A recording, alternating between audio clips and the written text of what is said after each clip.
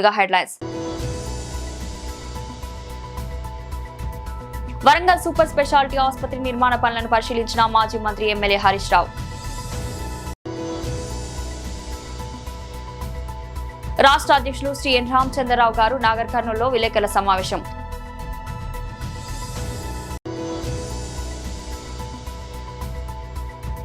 Assembly media point వద్ద వైఎస్ఆర్సీపీ సభ్యుల press meet.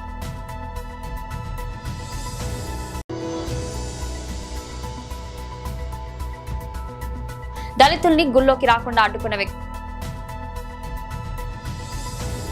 Warangal super speciality ఆసుపత్రి నిర్మాణ పనులను పరిశీలించిన మాజీ మంత్రి ఎమ్మెల్యే హరీష్ రావు. మొన్న మేము దేవాదుల ప్రాజెక్టు చూడడానికి వచ్చినప్పుడు దేవన్నపేట పంప్ హౌస్ లో ఒక్క మోటార్ కూడా నడవడం లేదని ఫిజికల్ గా మేము వెళ్లి ప్రభుత్వం మీద ఒత్తిడి పెంచే ప్రయత్నం చేశాం. అదేవిధంగా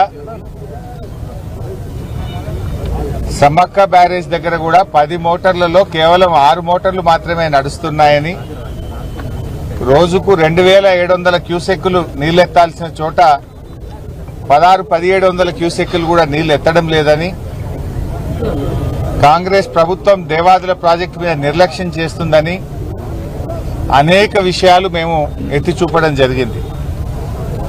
అయితే తెల్లారి ముఖ్యమంత్రి గారు వచ్చి రివ్యూ చేయడం, అన్ని మోటార్లు నడపాలని చెప్పి ఆదేశించడం, అంటే కనీసం ప్రభుత్వం నిద్రలేసింది. బీఆర్ఎస్ పార్టీ తట్టి లేపితే ముఖ్యమంత్రి గారు దేవాదుల ప్రాజెక్టును విజిట్ చేసి అన్ని మోటార్లు కూడా నడపాలి అని ఆదేశించాల్సిన పరిస్థితి వచ్చిందంటే అది బీఆర్ఎస్ పోరాటం వల్ల, బీఆర్ఎస్ పార్టీ కృషి వల్ల అట్లీస్ట్ ముఖ్యమంత్రిలో చలనం అని వచ్చింది. చలనం వచ్చింది కానీ పని అయితే పూర్తిగా కాలే.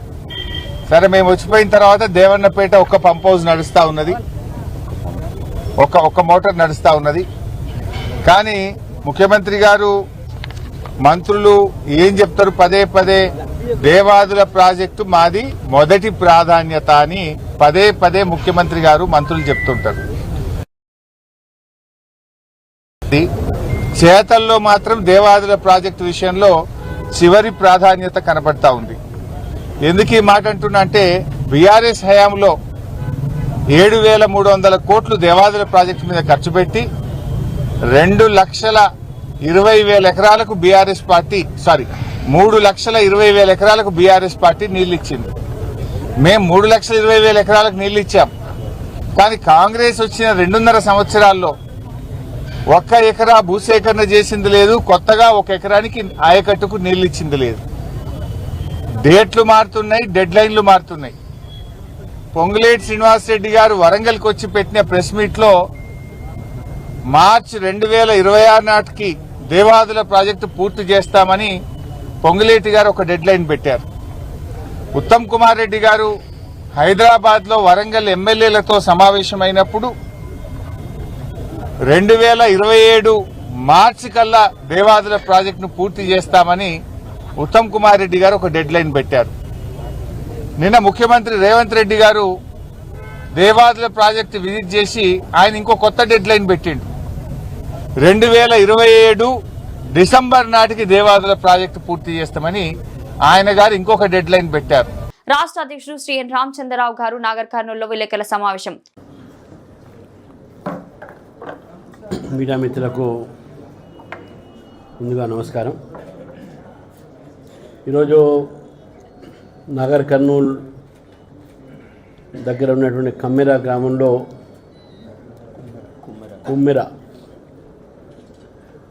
కుమ్మెర గ్రామంలో జరిగినటువంటి ఒక విషాద ఘటన, ఒక చిన్నారి మృతి చెందడము, ఆ చిన్నారి తల్లిదండ్రులు గణేష్, మోనిక వారిపై అత్యాచారం జరగడం అనేది మనందరం కూడా ప్రసార సాధన ద్వారా చూసాం. మనం ఇటువంటి సంఘటనలు జరిగిన వెంటనే ఎవరైతే దోషులు ఉంటారో వాళ్ళ మీద పోలీసుల ఒక చర్య ఉండాల్సినటువంటి అవసరం ఉన్నది. కానీ ఈ యొక్క సంఘటనలో ఎవరైతే బాధితులు ఉన్నారో, ఎవరికైతే దెబ్బలు తాకినాయో ఎవరి ఒక చిన్నారి అక్కడ తోసిలాట్లో తొక్కులాట్లో బాగా గాయాలై హాస్పిటల్ తీసుకుపోయినటువంటి ఒక నేపథ్యంలో వారిపైన కేసులు పెట్టడం జరిగింది. వారిచ్చిన ఫిర్యాదుని పక్కా పెట్టడం జరిగింది. ఇది ఇంతకన్నా ఒక పోలీసుల నిర్లక్ష్యం అయితేంది, చట్టాన్ని ఉల్లంఘించడం అయితే ఇంతకన్నా వేరే ఒక సంఘటన ఉండదు. రాష్ట్రంలో అనేకమైన సంఘటనలు ఈ మధ్య పేద ప్రజల మీద బలహీన వర్గాలపైన మనం ఈరోజు చూస్తూ ఉన్నాం. నేను ఎందుకు ఈ మాట అంటున్నానంటే, ఈ మధ్య కోదాడులో కూడా రాజేష్ అనేటటువంటి ఒక దళిత యువత అతన్ని పోలీసు ఒక అట్రాసిటీలో చనిపోవడం జరిగింది. రిమాండ్ అయిన తర్వాత కూడా నేను కూడా వెళ్ళడం జరిగింది అక్కడికి. దాని తర్వాత ఈ మధ్య కాలంలో కొన్ని మా దృష్టికి వచ్చినటువంటి అనేక ఒక జిల్లాల నుంచి కూడా పోలీసులు ఒక ఏదైతే అరాచకాలు అయితే ఉన్నాయో రైతుల మీద అయితే విద్యార్థుల మీద అయితే మనకు కనబడ్డాయి. అది ఒకవైపు అరాచకము, ఒకవైపు పోలీస్ ఎక్సర్సైజ్ అయితే ఇంకోవైపు పోలీసుల నిర్లక్ష్యం. ఈరోజు మన రాష్ట్రానికి హోమ్ మినిస్టర్ ఎవరైనా ముఖ్యమంత్రి గారి హోమ్ మినిస్టర్. శాంతి భద్రతలు ఈ చట్టాలన్నీ కూడా అమలు పరచాలన్న బాధ్యత కూడా వారిది. ఏ ఒక ముఖ్యమంత్రి దగ్గర హోమ్ మినిస్టర్ బాధ్యత ఉన్నదో వారి ఒక జిల్లాలోనే, అది ఉమ్మడి జిల్లా కావచ్చు, వారి ఇప్పుడు ఉన్న జిల్లా కూడా కావచ్చు, ఆ జిల్లాలోనే జరిగినటువంటి సంఘటన పైన ఇంతవరకు ముఖ్యమంత్రి కానీ ముఖ్యమంత్రి కార్యాలయం కానీ లేకుంటే వారి పార్టీ సంబంధించినటువంటి ఒక పెద్దలు కానీ ఎవరు కూడా స్పందించలేదు. దీనికి కారణం ఏది అని చెప్పేసి కూడా మనం స్పష్టంగా తెలుసుకోవచ్చు. ఎందుకంటే వారి పార్టీ నేతలే దీంట్లో ప్రత్యక్షంగా స్వయంగా వాళ్ళే ఉన్నారు కాబట్టి వాళ్ళని కాపాడుకోవటానికి ఈరోజు ప్రభుత్వం పూర్తి ప్రయత్నం చేస్తూ ఉంది. అసెంబ్లీ మీడియా పాయింట్ వద్ద వైఎస్ఆర్సీపీ సభ్యులు ప్రెస్ మీట్. అందరికీ నమస్కారం. ఈరోజు హౌస్లోకి అంగన్వాడీ సమస్యల మీద క్వశ్చన్ రావడం జరిగింది. అయితే ఈరోజు గుమ్మడి సంధ్యారాణి గారు మంత్రి గారు చెప్తూ ఏదైతే మా ప్రభుత్వం వచ్చినాక, అంటే ఈ కూటమి ప్రభుత్వం వచ్చిన తర్వాత అంగన్వాడీ స్కూల్స్లో అంగన్వాడీలు చాలా చక్కగా పనిచేస్తున్నారు. అలాగే అక్కడ పనిచేస్తున్న వర్కర్స్ కానీ టీచర్స్ కానీ మా కూటమి ప్రభుత్వంలోనే చాలా మంచి జరుగుతుంది. గత ప్రభుత్వం ఏ విధంగా కూడా వాళ్ళని పట్టించుకోలేదు. గత ప్రభుత్వంలో చేయనివన్నీ కూడా మేము ఈ ప్రభుత్వంలో చేస్తున్నాము అని చాలా గొప్పగా చెప్పడం జరిగింది. అంటే ఈరోజు ఆమె స్టేట్మెంట్ చూస్తే చాలామంది అంగన్వాడీ వర్కర్స్, అంగన్వాడీ వాళ్ళంతా కూడా చాలా ఇదిగా ఫీల్ అవుతారు. అంటే మీరు ఇక్కడ ఒక విషయం గమనించాలని సంధ్యారాణి గారికి నేను స్ట్రైట్గా అడుగుతున్నాను. అమ్మ, గత ప్రభుత్వానికి ఈ ప్రభుత్వానికి మీరు కంప్లీట్గా కంపేర్ చేసుకొని ఒకసారి స్టడీ చేయండి అని నేను ఈ సందర్భంగా కోరుతున్నాను. ఈరోజు మీరు అంగన్వాడీ వాళ్ళకు మంచి చేసింటే గత 3 రోజుల నుంచి ఎందుకు వాళ్ళు మహాధర్నా చేపట్టడం జరిగింది? ఈ సందర్భంగా నేను అడుగుతున్నాను. సంధ్యారాణి గారు, వాళ్ళకు సమస్యలు లేకుంటే ఈరోజు ధర్నాకు రావాల్సిన అవసరం వాళ్ళకి ఏముంది? వాళ్ళు 23వ తేదీ నుంచి 27 వరకు ధర్నా ప్రకటించారు. స్టిల్ ఇప్పుడు కూడా కంటిన్యూ అవుతోంది. మీరు ఎక్కడ ఆపుతున్నారు? మీరు ఏమైనా చర్చలు జరిపించారా? ఎక్కడ జరిపించలేదే. వాళ్ళ డిమాండ్స్ కూడా ఈరోజు వాళ్ళు క్లియర్గా చెప్పడం జరుగుతుంది. వాళ్ళు ఈరోజు అంగన్వాడీ వాళ్ళు అడుగుతోంది, వాళ్ళకు వేతనాలు పెంచాలని అడుగుతున్నారు. అదేవిధంగా సంక్షేమ పథకాలు అమలు చేయాలని, పెరిగిన ధరలకు అనుకూలంగా వాళ్ళ ఛార్జెస్ పెంచాలని డిమాండ్ చేస్తున్నారు. అదేవిధంగా వాళ్ళు ఏవైతే వాళ్ళు ఒక ఫోన్ వాడతారు, వాళ్ళు మేము 5G పెంచాలని అడుగుతున్నారు. అదేవిధంగా 164 సూపర్వైజర్ పోస్టులు ఫిల్ చేయాలని, వేతనాలతో కూడిన మెడికల్ లీవ్లు వాళ్ళకి ఇవ్వాలని, అన్ని యాప్లు కలిపి ఒకే యాప్గా తీసుకురావాలని, పెరిగిన ధరలకు అనుకూలంగా తక్షణమే వాళ్లకు కనీసం 29,000 జీతం పెంచాలని వాళ్ళ డిమాండ్స్ పెట్టారు. ఈ డిమాండ్లలో, వాళ్ళు ప్రకటించిన డిమాండ్లలో ఏ ఒక్క డిమాండ్ అయినా మీరు నెరవేరుస్తున్నారా? నెరవేర్చే ఆలోచన మీకుందా? ఉంటే ఈరోజు ఎంత ధర్నా జరుగుతోంది, వాళ్ళని కూర్చోబెట్టి మీరు ఎందుకు చర్చలు జరపలేదు? ఒకవేళ చర్చలు జరిగింటే మీకు వాళ్ళ ఫలితం లేదా? అని అడుగుతున్నాను. ఎందుకు ఈరోజు ఇంత ధర్నాలు జరుగుతున్నా కూడా వాళ్ళని వదిలేస్తున్నారు? ఎందుకు ఒకసారి వాళ్ళు పిలిపించుకొని మీరు చర్చ జరపలేదు అని నేను ఈ సందర్భంగా అడుగుతున్నాను. మీరు ఏదైతే చెప్పారో నేను ఈరోజు ఈ సందర్భంగా చెప్తున్నాను. మా ప్రభుత్వంలో, మా వైఎస్ఆర్ గవర్నమెంట్లో, మా జగనన్న ప్రభుత్వంలో, మా జగనన్న ప్రతి ఒక్కరికి వాళ్ళు ఏదైతే అంగన్వాడీ వాళ్ళు ఉన్నారో వాళ్ళందరికీ కూడా ఆ రోజు సంక్షేమ పథకాలన్నీ కూడా అందించిన పరిస్థితి.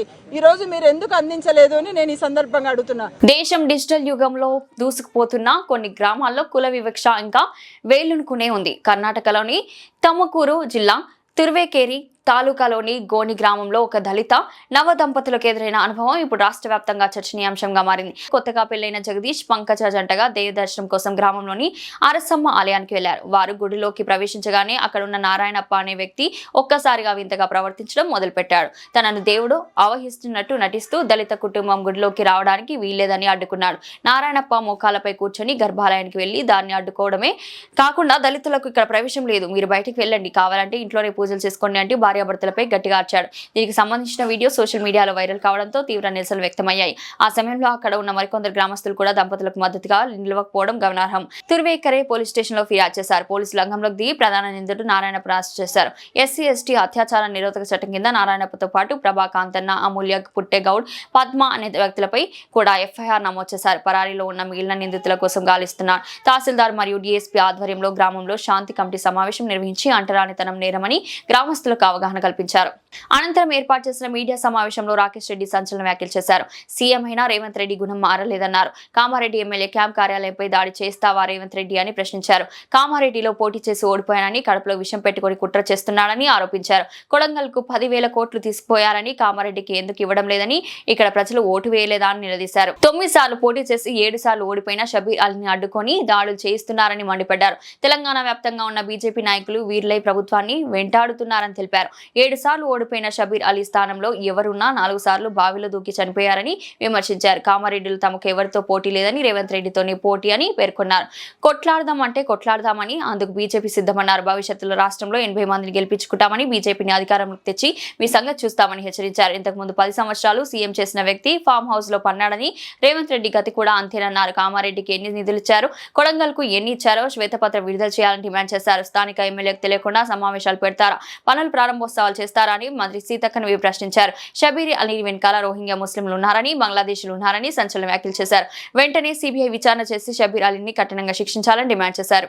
అన్నిట్లా ప్రోటోకాల్ అగ్నిస్ట్ చేస్తున్న చర్యలు ఏవైతున్నాయో అవి ఎవరు ప్రజలు హర్షించదగ్గవి కావు. మరీ ముఖ్యంగా ఈ అక్రమ దాడి ఎంత ధైర్యం కావాలా? ఒకటి చెప్తున్నా మీకు, ఎవడన్నా వినరా బరాబర్ ఒక్కొక్కరిని వదిలేదు లేదు కొడుకున్నారు. ఇండ్ల మీద దాడి చేసిన దమ్మెక్కడిదిరా మీకు? దేంతో దాడి చేస్తారా? ఏం కావాలరా? సమాధానం, ప్రతి దానికి సమాధానం ఇస్తాం. సోదరుడు కొద్దిగా సౌమ్యుడు అనుకుంటున్నాడు, నాది అట్లా కాదు. కన్నుకు కన్ను, పన్నుకు పన్ను, కత్తి కత్తి, ఆయుధంకి ఆయుధం, దేనికైతే దానికి. ప్రజాస్వామ్యమా ఫ్యాక్షనిజమా నిర్ణయించుకోనరా మీరు. ఎక్కడికి వస్తారు? మీ ముఖ్యమంత్రి దక్షిణ తెలంగాణ నుండి రమ్మనుంది. మీకు ఇంకేది హోంమంత్రి అయిన రేవంత్ రెడ్డిని రమ్మనుంది. ముఖ్యంగా చెప్తున్నాం, కామారెడ్డిలో ఇంకొకసారి ఇట్లాంటి దాడులు జరుగుతాయి. తెలంగాణ వ్యాప్తంగా ఉన్న బీజేపీ కార్యకర్తలు ఒక్కొక్క వీరుడై ప్రతి ఒక్కరిని ఎముకలు ఇరిచేస్తారు. మీరు అనుకుంటున్నారు, ఏదైనా దమ్ము ఉంటే అభివృద్ధిలో చూపించండి, ఏదైనా ధైర్యం ఉంటే ప్రజాస్వామ్య విలువలు కాపాడండి. 7 సార్లు ఓడిపోయినావు షబీర్ అలీ, నీకు ఇంకెప్పుడు బుద్ధి వస్తుంది? వయసు వచ్చింది తప్ప నీ గుణం మారలేదు. ప్రజలు ఎన్నిసార్లు తిరస్కరిస్తారు? నీ ప్లేస్ నుండి 20 కూడా 4 సార్లు బయలుదేరి చచ్చిపోతారు. ఇన్నిసార్లు ఓడిపోతారు అన్న. 7 సార్లు ఓడిపోయినా బుద్ధి రాలేదా? నువ్వు జీవితంలో నీకు లేదు, నువ్వు గెలిచే రాత లేదు. కామారెడ్డి ప్రజలు నిన్ను ఎప్పటికి కూడా అంగీకరించరు. నువ్వు చేసిన దురాఘాతాలు, మంత్రివర్గంలో ఉన్నప్పుడు నువ్వు చేసిన అవినీతి కావచ్చు, అక్రమాలు కావచ్చు, అభివృద్ధికి దూరం చేసిన ప్రాంతం కావచ్చు, ఎట్టి పరిస్థితుల్లో కూడా కామారెడ్డి ప్రజలు నువ్వు ఎన్ని ప్రలోభాలు పెట్టినా, ఎన్ని తప్పుడు పనులు చేసినా ఎప్పటికీ నాకు చేపించరు. అగ్రి గారు నీతో. ఇంకా మరీ ముఖ్యంగా చెప్తున్నాం, రేవంత్ రెడ్డి నీతోనే మాకు పోటీ. ఎందుకంటే ఓడగొట్టినమే నా సోదరుని. ఇంకా నీకు మా స్థాయి ఈక్వల్, నీకు మాకే పోటీ తెలంగాణలో. నువ్వు అనుకుంటుండొచ్చు, ఏ చోరీ చింది కామ్ బంద్ కరు, లడింగే తో లడింగే, జో కుచ్ సామ్నే సామ్నే లడింగే. ఈ చిల్లర పనులు, ఈ చిక్లీ మాస్టర్లు ఇవన్నీ బంద్ చేయండి రేవంత్ రెడ్డి. నువ్వే దీనికి ప్రధాన కర్త. పోలీసు వ్యవస్థ అంతా నీ కంట్రోల్ ఉంది హోంమంత్రిగా. నిన్ను ఓడగొట్టాడని కడుపులో విషం పెట్టుకున్నాం, కళ్ళల్లో కారం పోసుకుంటున్నాం. ఈరోజు దేశవ్యాప్తంగా గుర్తింపు వచ్చిన కామారెడ్డి ఎమ్మెల్యే గారు వెంకటరమణారెడ్డి గారికి ఒక గుర్తింపు, భారతదేశంలోనే రికార్డు. ఇద్దరు ముఖ్యమంత్రులను తొడగొట్టి ఓడగొట్టిన కామారెడ్డి బిడ్డ. ఈరోజు కామారెడ్డి నేలను చూసి తెలంగాణ రాష్ట్రం మురిసిపోతుంది. వీరుని కన్న నేల, ఇద్దరు ముఖ్యమంత్రులను ఓడగొట్టిన నేల. ఈ నేల మట్టి కూడా ఒక ధైర్యవంతులకు ప్రతిగా ఈరోజు. ఎందుకంటే మట్టిని కూడా ముద్దాడుతున్నారు చాలామంది వచ్చి, ఇంత ధైర్యం ఉంటుంది ఆ కామారెడ్డి మట్టిలో అని. కాబట్టి ఇక్కడ నుంచి చెప్తున్నాం, ఇది ఫస్ట్ అనుకుంటావా లాస్ట్ అనుకుంటావా, రేవంత్ రెడ్డి మంచివారు జ్ఞాపకం పెట్టు. నిన్ను ఈరోజు ఛాలెంజ్ చేసి చెప్తున్నాం, ఇద్దరితో పాటు రాబోయే ప్రభుత్వంలో సుమారు 80 మంది ఎమ్మెల్యేలను గెలిపించుకొని నిన్ను పదవిచ్యుతుని చేసి నువ్వు ఏ రకంగా అక్రమ మార్గాలల్లో పదవిని చేపట్టావు, ఈరోజు రాష్ట్రాన్ని మోసం చేస్తున్నావు, అన్ని అబద్ధాలాడి, ఇంకా ముఖ్యంగా కామారెడ్డి నేలని సాక్షి నీ నాలుకకు బీసీ డిక్లరేషన్ కావచ్చు, స్కూటీలు కావచ్చు, మొత్తం నీ నాలుకని కడిగేసిందే కామారెడ్డి నేల. రాబోయే రోజులల్లా ఇంకా ఈ అక్రమ కేసులు పోలీసు అధికారులు కూడా చెప్తున్నాం, ఎన్నొద్దులు ఉంటుంది ప్రభుత్వం. ఇంతకుముందు 10 ఏళ్ళు ఎటుపోయింది ఫామ్ హౌస్లో అన్నాడు, వీడు ఎక్కడ ఉంటాడు, వీడికి ఒక ఫామ్ హౌస్లో ఉంటాడు. మళ్ళీ వచ్చేది మేమే, గెలిచేది మేమే, నిలిచేది మేమే తెలంగాణలో. ఒకవేళ అక్రమ కేసులు సుమారు ఇప్పటికే 10 మందిని అరెస్ట్ చేసినట్టు తెలిసింది. మర్యాద కొద్దిగా బేషరతుగా విడుదలయ్యండి, లేకపోతే అవసరమైతే కార్యకర్తల కోపం తట్టుకోలేరు. తెలంగాణ వ్యాప్తంగా ఉన్న బీజేపీ కార్యకర్తలు, కోట్లాది కార్యకర్తలు కామారెడ్డిని ముట్టడి చేస్తారు, కామారెడ్డిలో కవాతు చేస్తాం. ఇంకా అక్రమ కేసులు మళ్ళీ ఎవరి మీద పెట్టినా చెప్తున్నాము, దానికి తగిన పరిహారం పోలీసు వ్యవస్థ చెల్లించాల్సి వస్తుంది. నిజామాబాద్ జిల్లా రుద్రూరు మండల కేంద్రంలో మహిళా న్యాయవాదిపై జరిగిన దాడి ఘటన తీవ్ర ఉద్రిక్తతకు దారితీసింది. జేఎన్సీ కాలనీలో ఓ వ్యక్తిపై జరుగుతున్న దాడిని ప్రశ్నించిన మహిళా న్యాయవాదిపై మరో వర్గానికి చెందిన వ్యక్తులు అసభ్య పదజాలంతో దూషిస్తూ దాడి చేసినట్లు ఆరోపణలు వెలువెత్తాయి. న్యాయవాదిగా తన విధిని నిర్వర్తిస్తున్నందుకే తనపై క్రూరంగా ప్రవర్తించారని బాధితురాలు ఫిర్యాదు చేసినట్లు సమాచారం. ఈ ఘటనపై చర్యలు తీసుకోవడంలో పోలీసులు నిర్లక్ష్యం వహిస్తున్నారని న్యాయవాదులు ఆరోపించారు. మహిళ ఇచ్చిన ఫిర్యాదులో పాదాలను తొలగించి వేరే పాదాలు చేర్చి కోర్టుకు పంపించారంటూ ఎస్ఐపై తీవ్ర విమర్శలు వ్యక్తం చేశారు. ఓ మహిళకు న్యాయం చేయాల్సిన స్థితిలో పోలీసులు నిందితులకు సహకరిస్తున్నారని మండిపడ్డారు. దాడికి పాల్పడిన వారిపై నాన్ వేయబుల్ సెక్షన్ నమోదు చేసి వెంటనే అరెస్ట్ చేసి రిమాండ్ పంపాలని డిమాండ్ చేస్తూ న్యాయవాదుల పోలీస్ స్టేషన్ ఎదుట ధర్నా నిర్వహించారు. మహిళా న్యాయవాదికి న్యాయం జరగకపోతే బార్ అసోసియేషన్ ఆధ్వర్యంలో పెద్ద ఎత్తున దందాలు చేపడతామని హెచ్చరించారు. అనంతరం సీఐ కృష్ణ, ఎస్ఐ సాయన్న న్యాయం చేస్తామని హామీ ఇవ్వడంతో ధర్నా విరమించారు.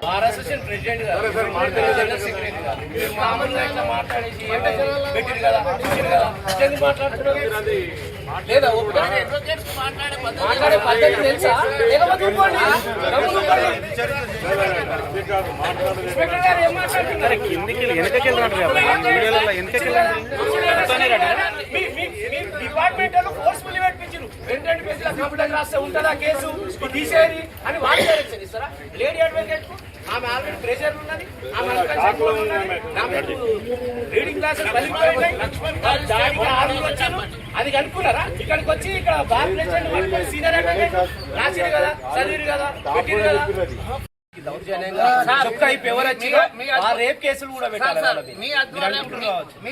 నిన్న 4:30 ప్రాంతంలో 4:30 ప్రాంతంలో ఒక ఫంక్షన్ మా రిలేటివ్స్ అటెండ్ చేసి నేను వస్తుంటే నాకు అప్పటికే ఆ బాబు పేరు కూడా తెలియదు. తర్వాత కనుక్కుంటే బబ్లు అని తెలిసింది. ఆ బాబు పరిగెత్తుకుంటూ వచ్చాడు నా దగ్గరికి. అక్క వాళ్ళు నన్ను కొట్టడానికి వస్తున్నారు అంటే, ఏమైంది బేటా అంటే, ఇట్లా వాళ్ళ బాబు నాకు రాయితోని కొట్టాడు. ఆ రాయి కూడా మేము పోలీస్ వాళ్ళకు హ్యాండ్ ఓవర్ చేయడం జరిగింది. కొడితే ఆ బాబుకి ఇక్కడ ఈపులు మొత్తము రెడ్గా అయిపోయింది.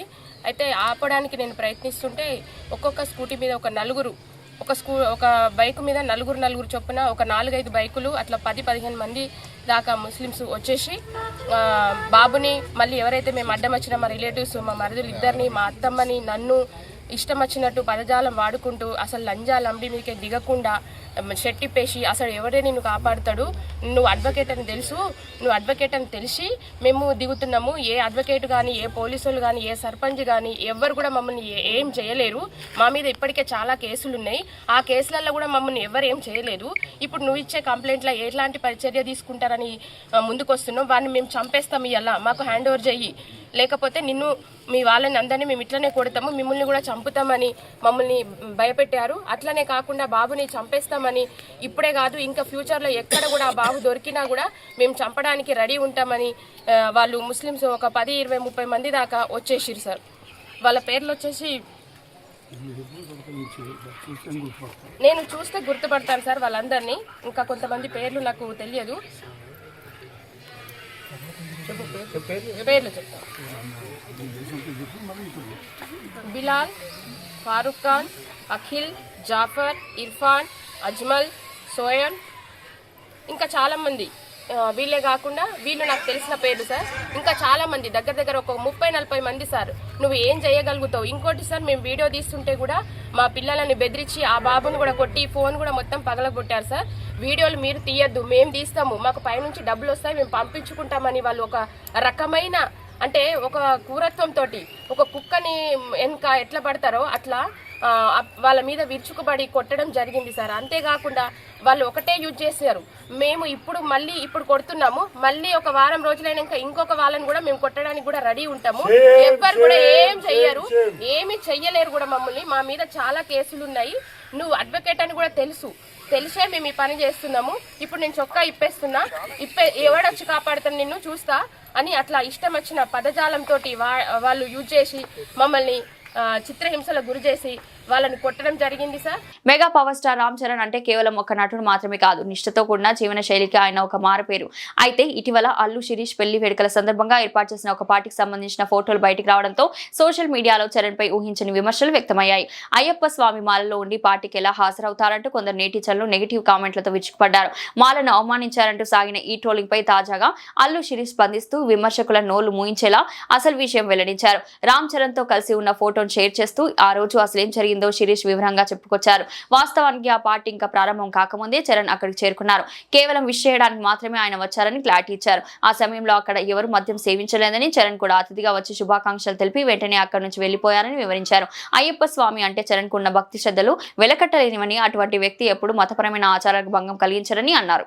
బులెటిన్ ముగించే ముందు హెడ్లైన్స్ మరోసారి. వరంగల్ సూపర్ స్పెషాలిటీ ఆసుపత్రి నిర్మాణ పనులను పరిశీలించిన మాజీ మంత్రి ఎమ్మెల్యే హరీష్ రావు. రాష్ట్ర అధ్యక్షులు శ్రీ ఎన్ రామచంద్రరావు గారు నాగర్ కర్నూలులో విలేకరుల సమావేశం.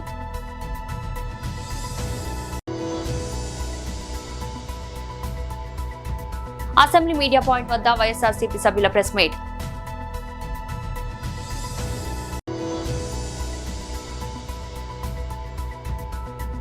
దళితుల్ని గుళ్ళోకి రాకుండా అడ్డుకున్న వ్యక్తి. ఇది ఈ రోజు బులెటిన్. మరో బులెటిన్ లో మళ్ళీ కలుద్దాం. అంతవరకు సెలవు.